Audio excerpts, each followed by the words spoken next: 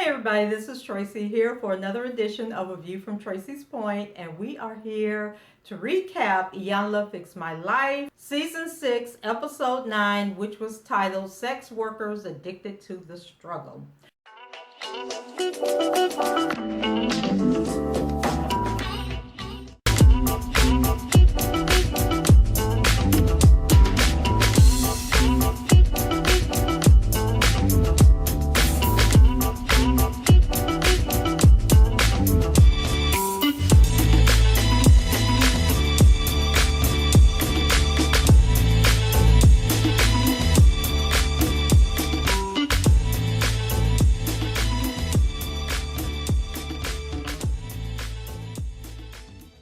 So on this episode of Fix My Life, Iyanla has two guests on her show, Kenitra and Lauren, who are both prostitutes. I think one of them used the term escort, but at the end of the day, you were selling your body for sex. But they say that they want help. Kenitra seemed really open to the process, whereas Lauren was a bit of a struggle. But by the end of the show, this was another one of those episodes that I felt could have been given more attention, and they kind of just rushed through it. And I guess since Fix My Life is only, they do like the broken seasons, and so each half of the season is 8 episodes. So I guess they have to determine which segments get stretched out to multiple days and which ones have to be packed into one episode. And I just felt like this was one of those that needed more than one episode.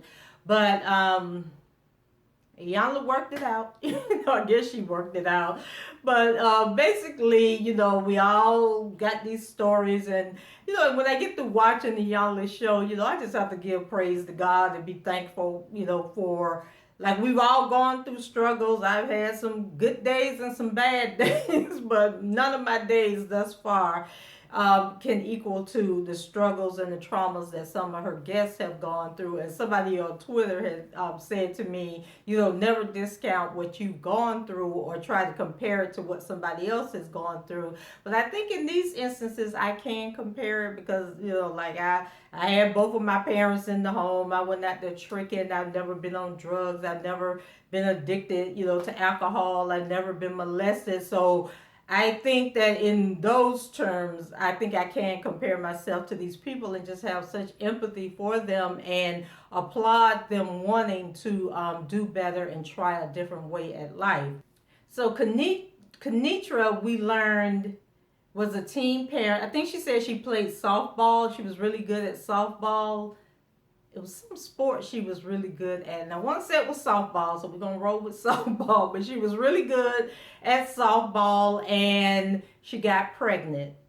And her parents were so disappointed in her that the mother moved out, and she said they lived in a trailer somewhere. So I don't know what that had to do with it, but the mom moved out and left her, and I guess the dad wasn't a part of her life. And so part of her problem is that, number one, she was left alone and on her own, so she had to find a way. And so one of her friends, told her about the sex industry and invited her. I guess she had like a party, or not a party, but a John that she was going to meet. And she invited Kenitra to go along with her. And so that was like her introduction into the sex trade, and it was easy money. She was able to pay her bills and take care of her child at the time, but then she did go on to have another child.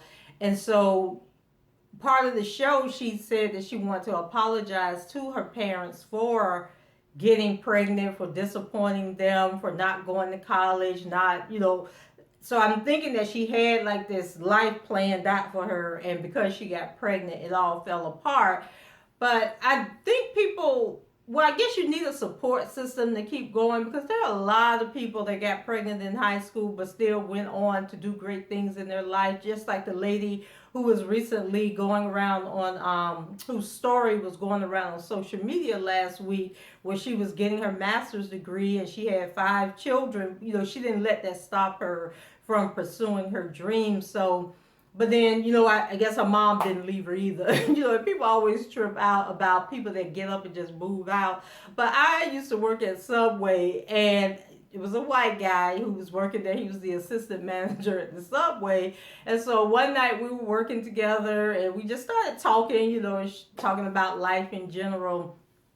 And so he shared with me that when he was 16 years old, he came home from school and his family had moved. Like his mom, his dad, his siblings, they had packed up the house and left. And he said that he had been on his own ever since. And I was thinking, like, what kind of child you got to be that your parents would just pack up and leave?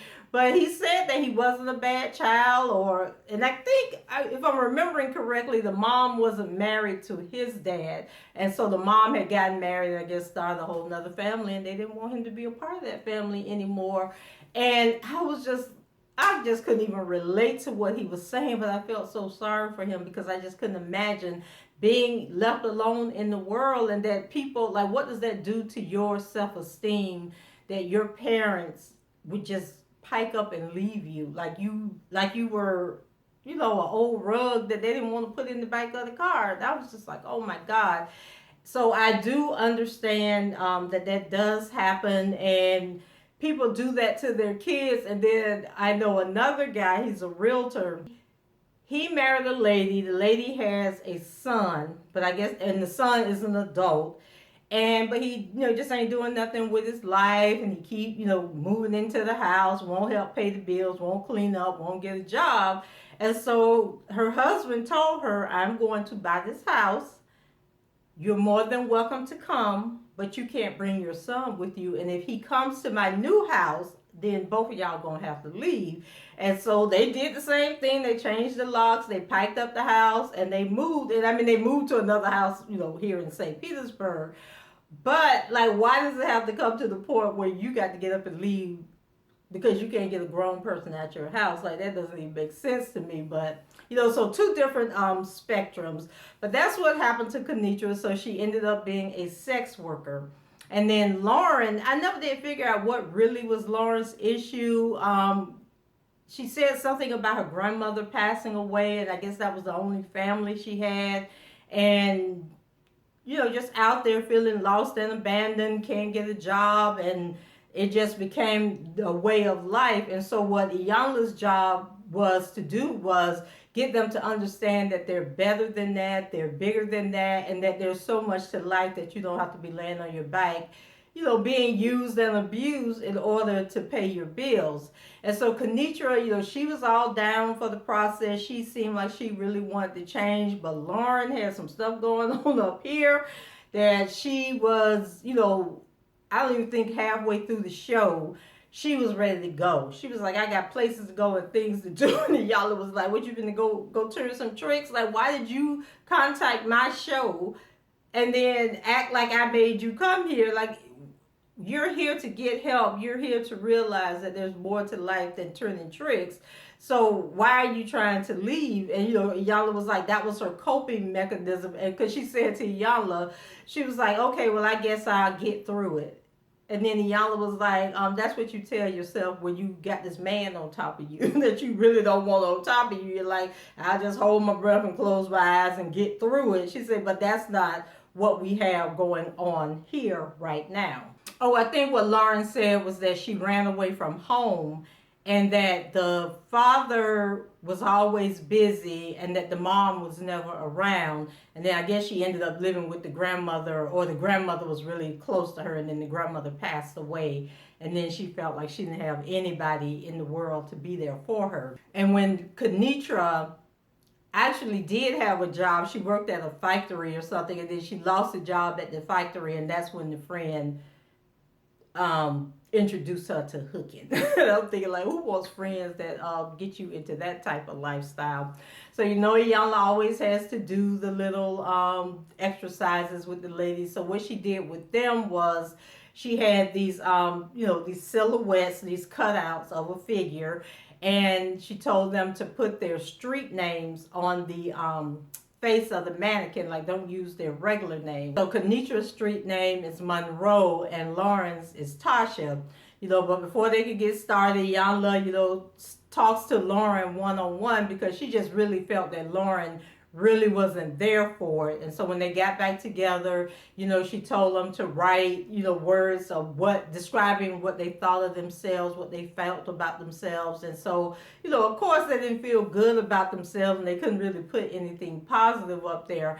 And then they had another scene where Iyanla had brought in this yoga instructor, and then Lauren wasn't there for the yoga instructor. And so she said, she didn't want to do the movements, and I guess it made her feel insecure or something. And so the lady said, okay, well, what do you like to do to relax? So she said she liked to meditate. And so then the lady said, okay, well, let's just sit down and meditate. But then Lauren said, no, I don't want to do that right now. I got some other things to do. And so that's when she walked out, and Iyanla came up and asked her, well, she get ready to go turn some tricks, because she was the one that had called her.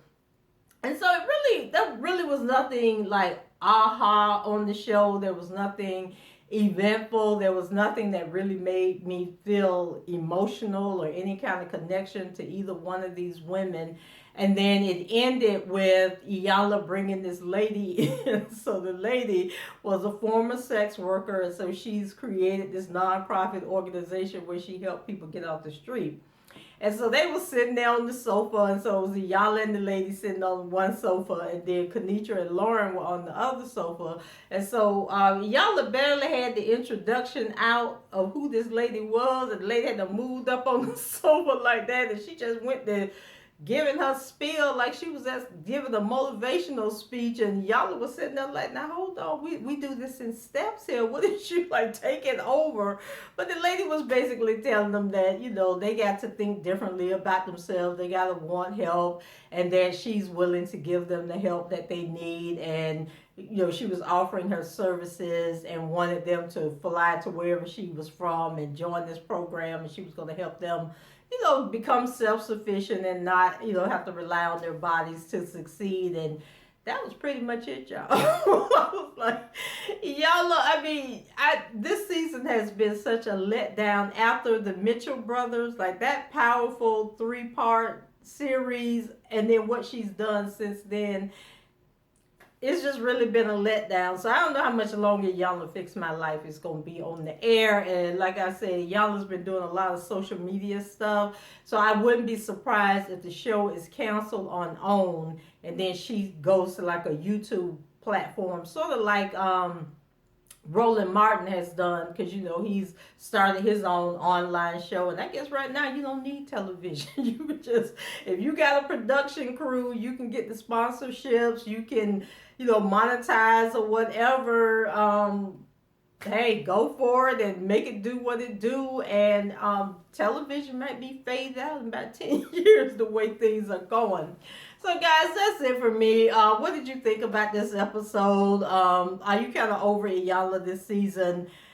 And was this the last episode? I think this was the last episode and then they're going on the mid-season break, I believe.